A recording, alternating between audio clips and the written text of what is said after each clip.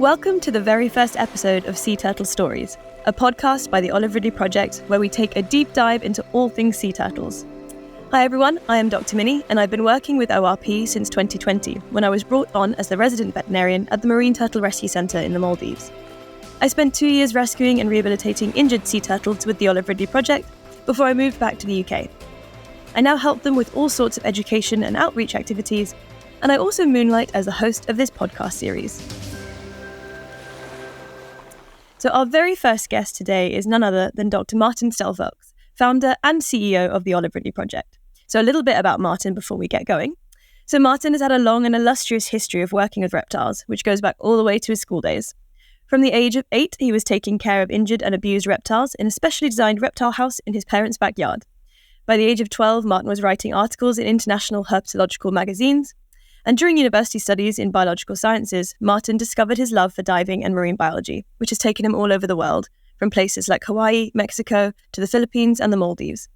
Martin has worked on a variety of different projects, such as the study of thresher sharks, all the way to things like coral propagation. Over the course of his many adventures, Martin was always acutely aware of the negative impacts that humans were having on the world's ecosystems. Eventually, this realization and his passion for change translated to the founding of the Olive Ridley Project in 2013. Which came about in response to the alarming numbers of Olive Ridley sea turtles that he was finding entangled in discarded fish gear in the Maldives. So welcome, Martin. We are so glad to have you here today to talk about our shared passion of sea turtles and to get us going with this podcast series. Thanks, Minnie. Thanks for the introduction, and it's great to be here. So let's begin sort of with why sea turtles. Why is this something that you're really passionate about, and what is so special about sea turtles to you? Yeah, it's a good question. Well, first and foremost, I find sea turtles absolutely fascinating, as I'm sure many of our listeners do as well. And if you've ever had the immense privilege of snorkeling or diving with sea turtles, that first experience kind of stays with you for a lifetime. Mm-hmm. My experience many years ago left me with many questions about their daily lives, behaviour, just generally what they do on a day-to-day basis. And what I found is when you start digging through the literature, you begin to realise that sea turtles play a super important part for a healthy ecosystem. Species such as the leatherback sea turtle control jellyfish blooms. You've got species that graze all day long on fast-growing organisms such as sponges, which allows for the slower growing, very important coral species. So it allows for species diversification on coral reefs. And then we have others that simply graze all day long in seagrass meadows, keeping everything in check and ultimately protecting a very important habitat for many young and juvenile species. And then, of course, the importance of sea turtles on our environment is very well documented. But there's also cultural and socioeconomic value of sea turtles, and whether it be through, living with sea turtles side by side through many generations, or relying on sea turtles for economic growth, and in some cases even sustenance as well. And I think another interesting area that makes sea turtles so special to me is they've got a very complex evolutionary history. Yeah. And we're still kind of developing theories today. And I love it when, scientific findings forces the community to take a step back and go, oh, that's new information. I didn't know that. And it completely changes everything we once thought we knew about a particular species. And sea turtles are a great example of that. I used to love to tell people, how sea turtles survived the mass extinction event that killed the dinosaurs. But actually, they're even older, I think, than that. Like, how long have we had sea turtles on the planet? Well, and that's right. They are. It's not just one mass extinction. We're going back to the ancestors. We're looking at 3 mass extinctions that they've survived, and it's pretty insane. But yeah, to answer that question, you have to kind of go back about 260 million years ago. In the Permian period. The earliest known ancestor of modern turtles existed, which was basically like a land-based reptile with elongated ribs, but they didn't have any developed shell, and it was known as a Eontosaurus.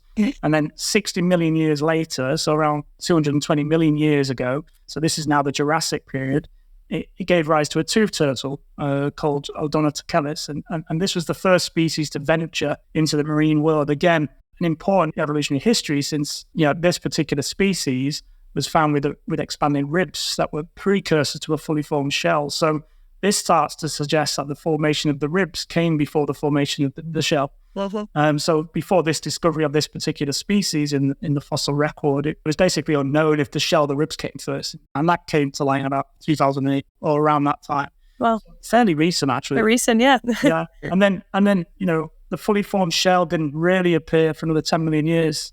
And later in the fossil record, we turtle species Proganochelis, and that was the first species that was exclusively living in a marine environment and then had a shell, or something that we could resemble a shell of the modern day. And then fast forward a whole heap of evolutionary history, the earliest ancestor that looked most like modern day sea turtles appeared about 120 million years ago. And this was, again, moving out of the Jurassic now into the Cretaceous period. And interestingly, these species of sea turtle laid hard-shelled eggs as opposed to the soft-shelled eggs that we kind of know very well today.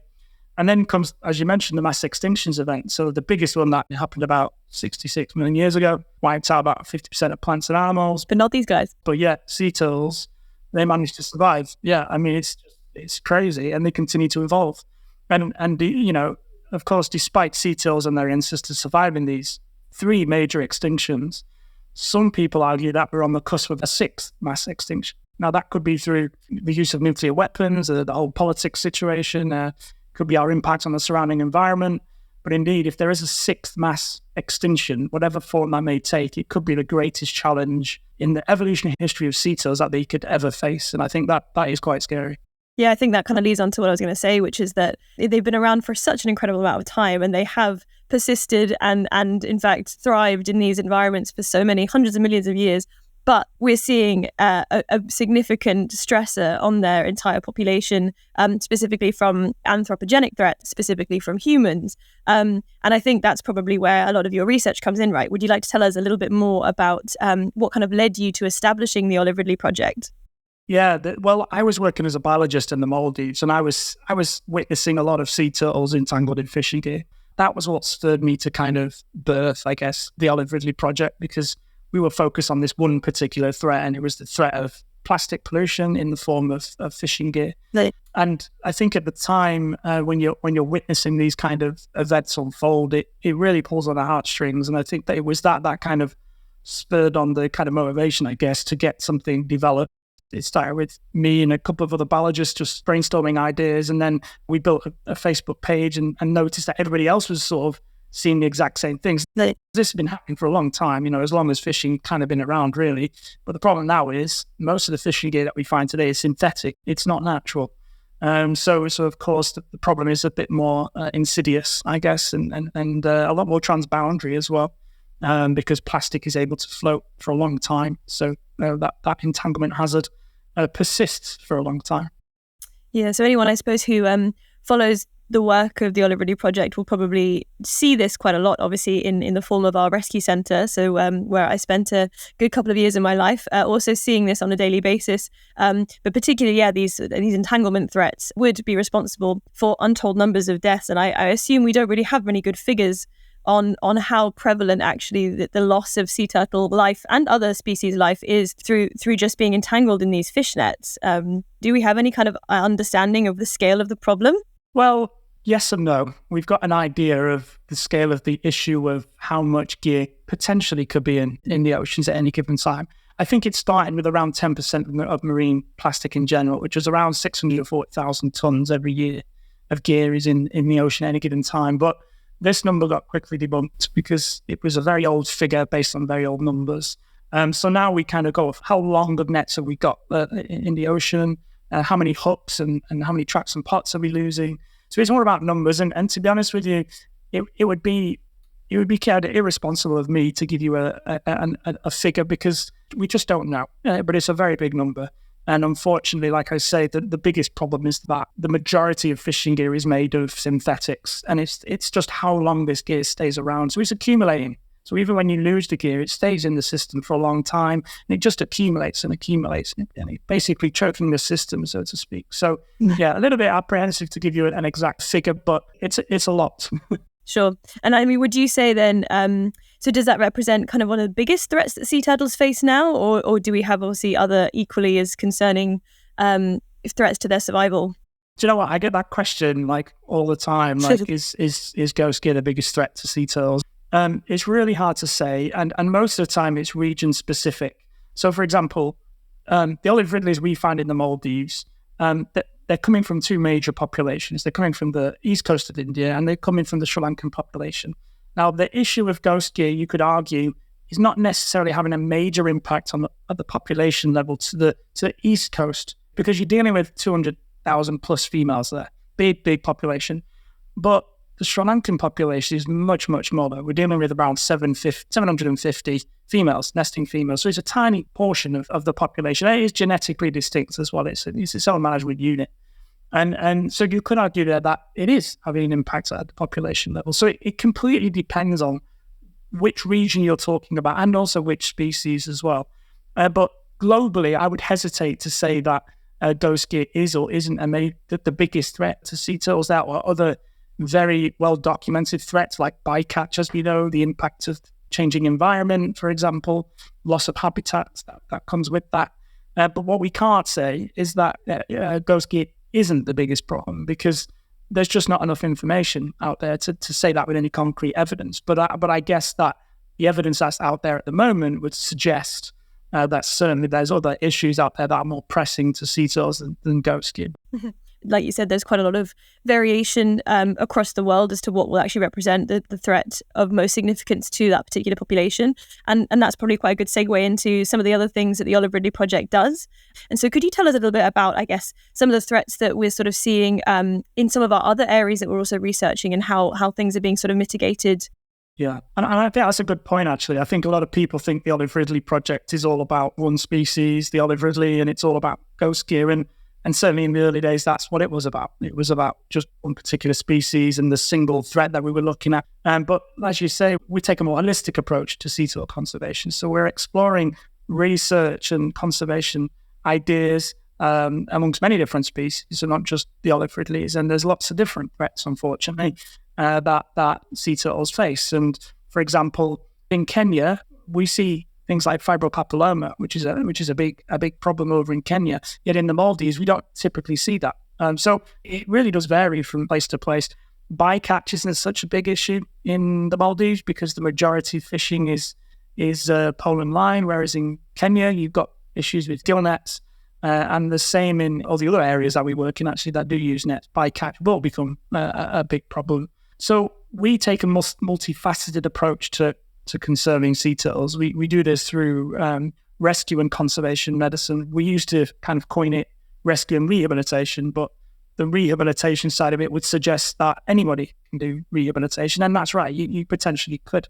Conservation medicine, however, takes it that step further and involves a bit of research behind what it is we're doing, so that we can help more sea turtles, not just the ones that we're directly handling at the time.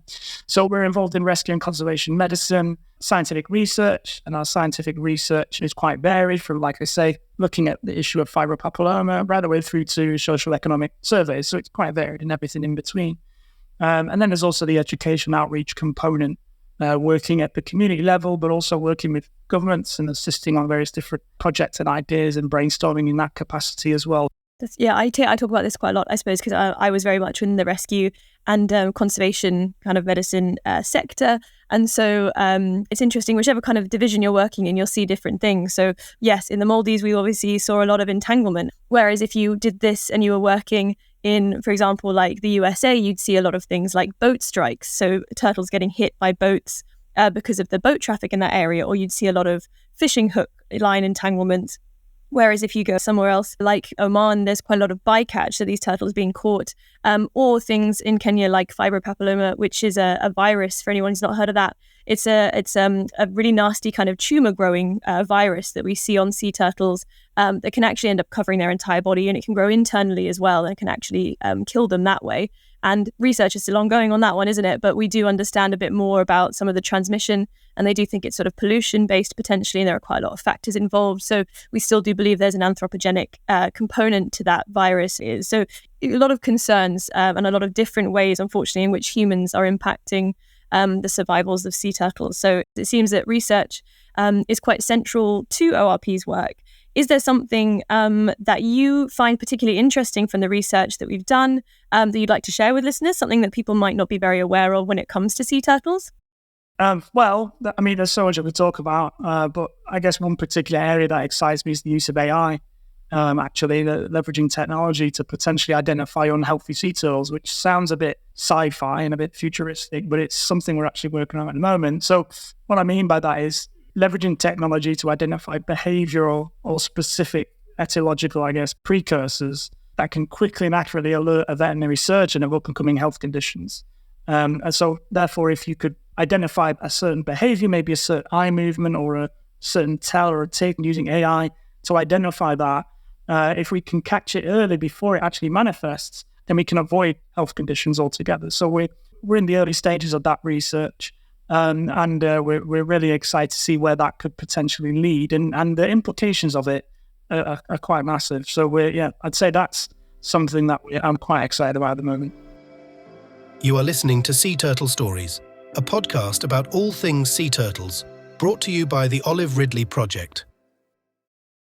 That is very exciting. There's quite a few ways in which certainly, I suppose veterinary medicine, which is my field, tends to be a little bit, unfortunately, further behind due to things like funding and kind of research availability. And so AI obviously is quite used already in a lot of human medicine ways, because they can standardize things and they can use algorithms. And we do in veterinary medicine now have a sort of AI assessment of things like X-rays. So AI can look at an X-ray and can identify things that well-trained humans may miss or may not be able to see in their early stages. So it's kind of a little bit like that, which I think, is really, really interesting.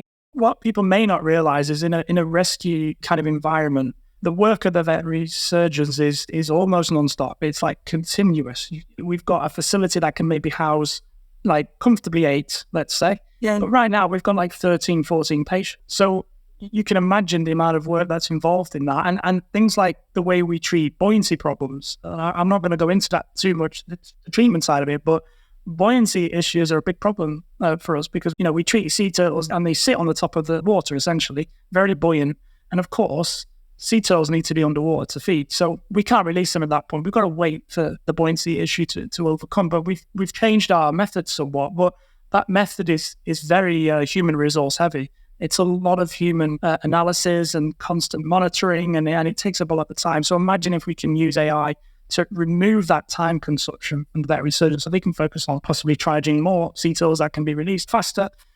So like I said, the implications of AI are quite extraordinary, and they're already being used, and like you say, X-ray images and various other things. So we're going to see if we can maybe use it in a different way. Because as you know, Betty, you've spent hours staring at sea turtles, I'm sure, of patients. Days. But each one's got a character, right? Every sea turtle's got a character. They're very unique. Mm. No two sea turtles are the same, and seemingly a sea turtle that looks otherwise non-responsive suddenly within the next hour is full of energy and full of life. And why is that? Is there a certain tell that could give us a little bit more information of what's going on? Yeah. And that's why I think it's an important and a very interesting area of research, but one we've got to be careful with because you just don't know where it will lead. It's interesting because it's a huge privilege as the veterinary surgeon there to be spending every single day with a particular set of patients. But like you say, there is a time limitation, and you're looking at everyone, you're observing everyone daily, you're examining everyone daily. But there can be things that you may not see. And I remember in one case, actually, a turtle who I noticed perhaps a few days late that wasn't swimming quite the same way. And I was very angry at myself because I hadn't noticed it before, that he wasn't using his flipper quite as he had done before. And I think if there was an AI capacity to watch these turtles daily like we do, but they're obviously picking up things that we're not picking up, you probably notice these kind of very subtle changes in their movement very early and pick up things that we struggle with. For example, like absolutely minute sort of flipper movement changes that would allow us to get on top of that even faster than we already do. Yeah, and the great thing about, because we've got cameras that are managing our sea turtles 24/7, and there's algorithms working behind the scenes 24/7. So it's a constant. It doesn't have to turn off. Doesn't need a break. It's continuously 365 days of the year. Just monitor and analyze and crunch data. And that's what we're leveraging. That's hopefully something we're going to see. That's super interesting. As a person who used to stand and watch the CCTV even when I wasn't there, I think it'd be much more helpful if it was a computer. That's really interesting, and I look forward to seeing that research as well. I found something particularly interesting about your research into entanglements, specifically in Olive Ridley's, was about sort of the life stages of turtles that were sort of at the highest risk of entanglement. And so I was going to sort of ask you if you can kind of talk a little bit about why is it such a threat, and specifically to which life stage? Yeah, and again, another good question, because it's a question that kind of surfaces more questions. Yeah. All questions beget more questions here. But yeah, you're quite right. Most of the entanglements we find in the Maldives actually are juveniles or young adults, and they're females. We get very few males actually entangled, and this seems to be a bit of a common theme for a lot of conservationists working in different areas of the world. Yeah, and the most likely kind of reason for this is juveniles spend quite a lot of time drifting, moving with the currents, and being a bit more pelagic. This kind of exposes them to a lot more hazards. One of those hazards being drifting ghost gear. So that's probably why juveniles are particularly more at risk than any other life stage, if you like. Why females more so than males? Again, that's a good question. Difficult to say, but males typically don't really come out of the water. There's occasions where a male will come out to bask on something that's floating, or may come onto a beach to bask. That these observations have been made very, very rarely, though, when you compare them to females. Females are obviously moving between nesting, foraging sites. They're also coming onto beaches when they're about to lay their eggs, so they do come on land when needed. So I guess it's that movement between different habitats that probably exposes females more so than males. Males typically spend most of their lives, all of their lives pretty much, in the water. Olive ridleys are particularly pelagic species, so they're in pretty deep seas, and they can forage pretty deep also. And I guess, yeah, like I say, it's the females, that movement between habitats that exposes them and increases their risk of entanglement. That is the best kind of guess, I guess, into why that might be. I mean, my understanding is that primarily they're traveling these massive distances in order to mate. I guess it's known that a lot of turtles will have their foraging grounds, so where they're eating, being sometimes the other end of the world to where they're actually then going to mate and to lay their eggs. And both the males and the females will migrate to these areas in order to then kind of mate in offshore areas. And then the females obviously will come ashore, but the males will stay back.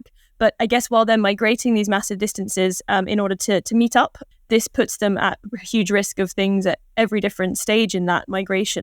A loggerhead will migrate between like Baja California and Japan, I think. And it's incredible that they will travel that far. It is.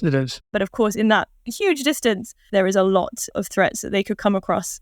And maybe I could just ask you quickly about mating. So we don't really know very much about mating in sea turtles. I guess we don't see it very often, but it is quite relevant for, I think, particularly for things like ghost gear and pelagic, like you've said. So offshore or deep water, open ocean threats. It's quite relevant because this is where these guys are sort of meeting up. Could we talk a little bit about how that works for them? Yeah, it's quite a rare sight for humans to see, and I don't know if you've seen it, Minnie. Sadly not.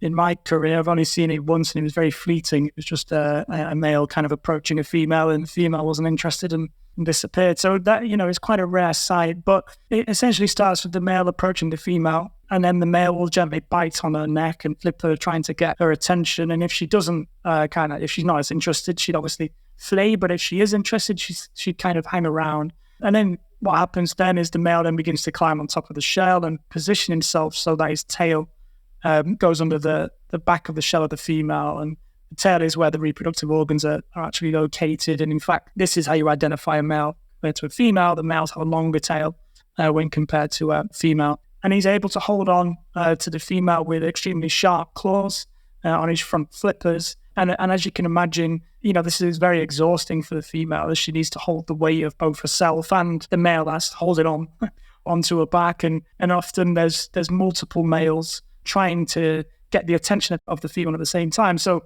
these males start approaching that situation, that courting situation, and they start trying to bite the male and try and remove him off the back of the female. So this adds an extra layer of burden to the female. So it's very exhausting, and unfortunately and quite sadly, we sometimes see females drown in the process because it's just so overwhelming and there's so much activity going on. The interesting thing about this is the males typically then saunter away, if you like, and just they don't really do anything.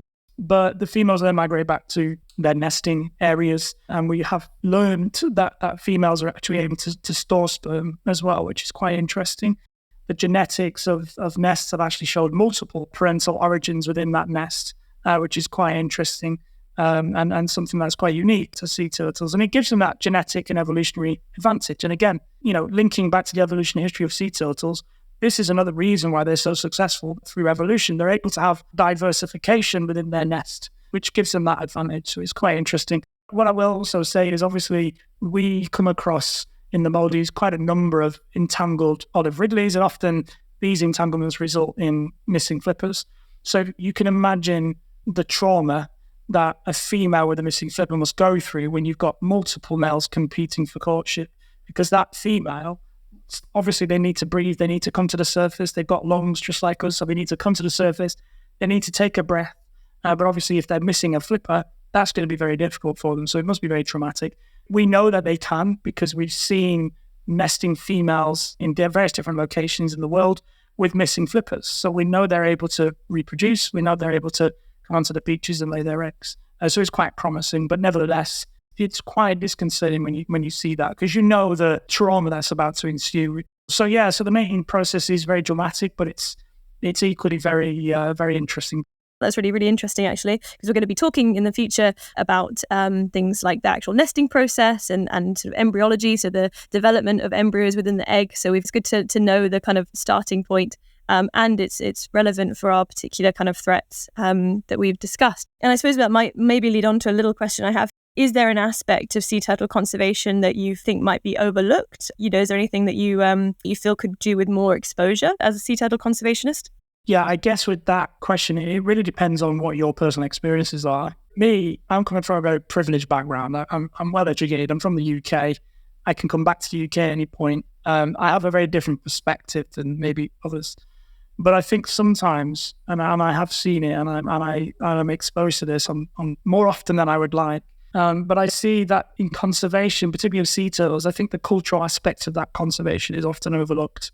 And there's a great scientist, Dr. Kartik Shankar, actually, who taught a lot about this, the importance of cultural acknowledgement and involvement in conservation. But time and time again, I see it overlooked. And we have this kind of sometimes when people coming from a well-educated background, they can come with ideas and as if they are the oracle, as if it's the absolute and it's the only way that it can be done. But actually, what we've got to remember is conservation. It's all about people, really.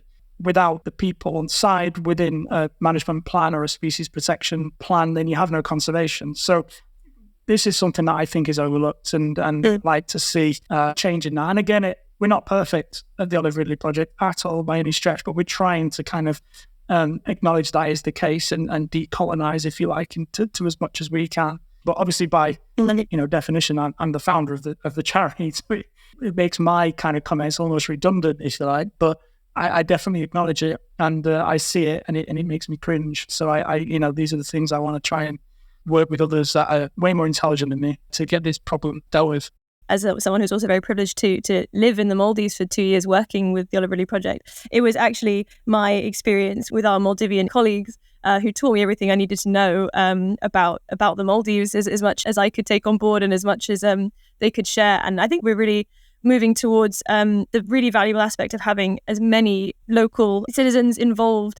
The longevity of that project is contingent on the support and the sort of dissemination of skills and the sharing of experiences amongst people. And so I think, it's a really, really important aspect of conservation. The interesting thing about the Maldives, and it is a bit of an exception, I guess, is that the government is very progressive in terms of its way of thinking. So, for example, they're taking the lead on genetics with sea turtles. They're obviously supporting that research and taking the lead on it, which is a great thing to see.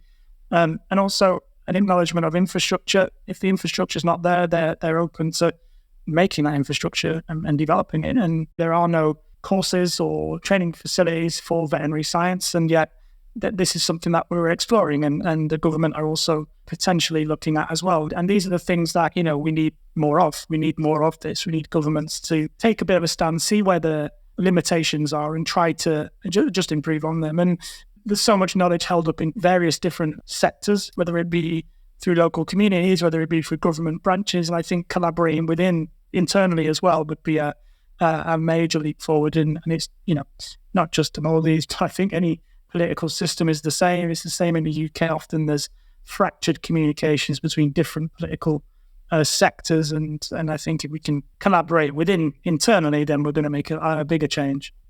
Absolutely. We're going to have to sort of wrap it up there, but I really want to ask you kind of one quite open question here. What is your hope for the future of sea turtle conservation? Wow. I guess I've got two hopes. I guess the first hope is what I've touched on previously about the cultural aspects of conservation. My hope is we embed culture in our conservation practices. That's one of my biggest hopes for sea turtle conservation, from my experiences, from what I've seen, from where I've come from also. And secondly, I think a collaboration. I think we're very good at collaborating, but often when it comes to things like permits and collaborating with governments, often that's when it becomes very, very difficult. And I'd like to see a change in that attitude, a way that we can collaborate regardless of which jurisdiction you're representing. I think that would be crucial in making proper changes in conservation. So there are two hopes: collaboration and embedding culture in conservation. I think that sounds very, very hopeful, very, very sensible. I think, like you say, collaboration, working together is the single biggest thing we can do to ensure these projects are viable and as vibrant as they are. So I certainly agree with you there. Well, thank you, Martin, for sharing all of that with us. We really appreciate you starting off our podcast series. It's really nice to get your insight into the current issues and your interests. So thank you so much for that. Thank you for having me, Minnie. And yeah, super excited to see this unfold. Me and my wife actually are really excited to just listen to all the other guests as well. I'm quite boring, actually. No, not at all. So it'll be nice to have some really interesting guests on, and we're really excited to listen to them. So yeah. No, I'm really excited for everyone to sort of hear these different scientists and really experienced people talk about their specific area of interest or research, because we've got some really fascinating stuff coming up. With that, we're going to have to sign off and say a huge thank you to our listeners, because it has been really exciting to share this kind of first episode with you. And I hope you really enjoyed it. We'd love to hear from you. So please do leave us a review and let us know your thoughts. If you would like to learn more about sea turtles and ORP's work, please visit our website, oliveridleyproject.org, where you can also support our work by naming and adopting a sea turtle, by adopting one of our sea turtle patients, or by making a donation.